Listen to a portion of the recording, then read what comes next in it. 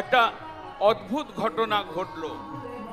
সেই রামেশ্বরম মন্দিরের নাট্য মন্দিরে একটা পিলার স্তম্ভের নিচে বসে কোনো গীতা পাঠী ব্রাহ্মণ তিনি গীতা পাঠ করছিলেন। তিনি যখন গীতা পাঠ করছেন, মহাপ্রভু তার পাশে গিয়ে দাঁড়িয়ে দেখলেন এই লোকটি গীতা পাঠ করতে করতে অশ্রু জলে ভেসে যাচ্ছে, ক্রন্দন করতে করতে গীতা পাঠ করছে। মহাপ্রভু কিছুক্ষণ তার গীতা শুনলেন। তিনি একজন পণ্ডিত ছিলেন। তিনি দেখলেন এই ব্রাহ্মণটি গীতা পড়ছে কিন্তু ভুলভাল পড়ছে, সংস্কৃত জ্ঞানের অভাব রয়েছে। মহাপ্রভু তথাপি তার শ্রদ্ধা এবং ভক্তি দেখে তিনি একটু দাঁড়িয়ে শুনতে চেষ্টা করলেন। যখন গীতা পাঠ সমাপ্ত হলো, মহাপ্রভু তাকে বললেন, ভাই, তোমার গীতা পাঠ শুনে খুব আনন্দ পেলাম, কিন্তু একটা কথা, একটা প্রশ্ন, তুমি বাবা গীতা পাঠ করতে করতে কাঁদছিলে কেন?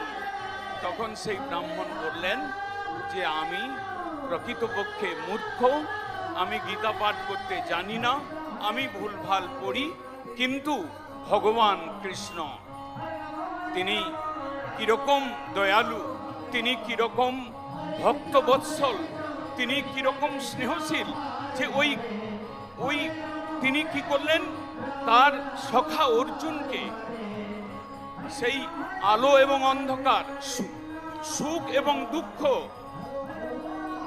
মোহ জাল জর্জরিত সংশয় সন্দেহ ঘরে পড়ে থাকা জীবকে তিনি জ্ঞান উপদেশ করবার জন্য তার সখাকে বাঁচলেন, সখাকে তিনি রথে বসালেন এবং নিজে সারথি হয়ে, তিনি নিজে ড্রাইভার হয়ে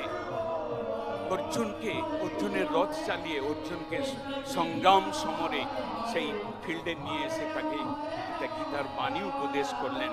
সেই জন্য আমি কাঁদছিলাম। মহাপ্রভু তাকে বললেন, মূর্খ বদতি বিষ্ণায় ধীর বদতি বিষ্ণবে উভয়ন্তু সমং পুণ্যং ভাবগ্রাহী জনার্দনম। মহাপ্রভু বললেন, তোমার গীতা পাঠই প্রকৃত গীতা পাঠ, আমি শুনে খুব আনন্দ হলাম, গীতা পাঠের অধিকারী তুমি। সেই জন্য আজকে যারা এসেছেন তাদের কাছে করবদ্ধ প্রার্থনা, যে যেরকম জ্ঞান লাভ করেছেন, যদি মূর্খও হন, যদি ভুলও পড়েন, পড়তে শুরু করুন আজ থেকে।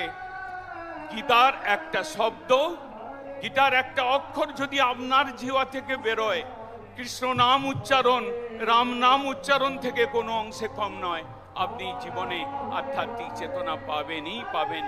হরে কৃষ্ণ।